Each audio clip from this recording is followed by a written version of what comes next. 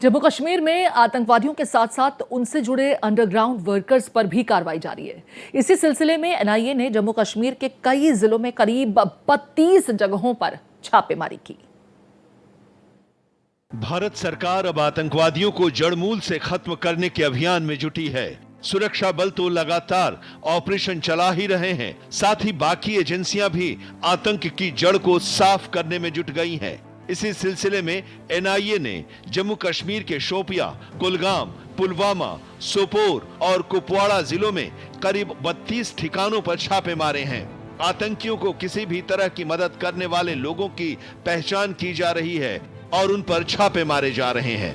इससे पहले पिछले सप्ताह भी एनआईए ने पाकिस्तान से जुड़े जासूसी मामले में 8 राज्यों में 15 जगहों पर छापेमारी की थी। इस कार्रवाई में सीआरपीएफ के एक असिस्टेंट सब इंस्पेक्टर की गिरफ्तारी के बाद ये छापेमारी की गई थी।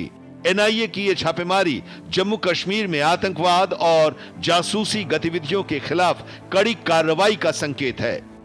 Bureau report, Bharat express. तो देखिए, ओजीडब्ल्यूज को लेकर के 32 ठिकानों पर छापेमारी की गई। ये छापेमारी जरूरी भी इसलिए है क्योंकि यही ओजीडब्ल्यूज आतंकियों की मदद करते हैं। उन्हें लॉजिस्टिक सपोर्ट प्रोवाइड करने से लेकर के कई मर्तबा शेल्टर तक मुहैया कराते हैं। मेरे साथ जम्मू से विकास सबरोल जुड़ गए हैं। विकास का मैं रुख करूंगी। विकास, एनआईए लगातार यहाँ कवायद करती नजर आ रही है। इस रेड की कार्रवाई को मैं इस लिहाज से देखती हूँ कि ओजीडब्ल्यूज जब आइडेंटिफाई होंगे तो आतंकियों के मददगार चिन्हित होंगे। जब मदद नहीं मिलेगी तो आतंकवाद भी पनप नहीं पाएगा।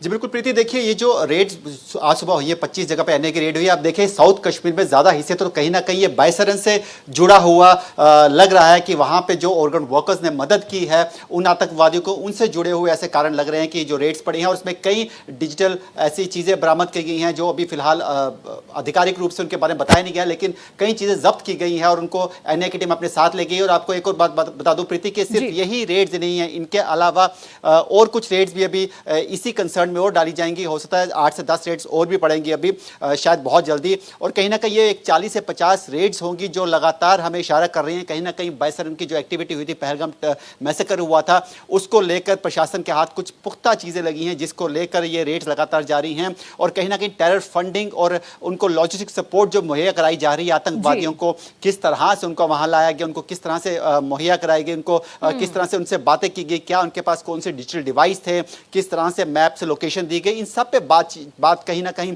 अंदर खाते चल रही थी। और इसी को लेकर ये आज जो है रेड की गई है और इसके चलते कई इससे जुड़ी रेड्स अभी और भी होंगी। प्रीति जी, शुक्रिया विकास तमाम जानकारी साझा करने के लिए।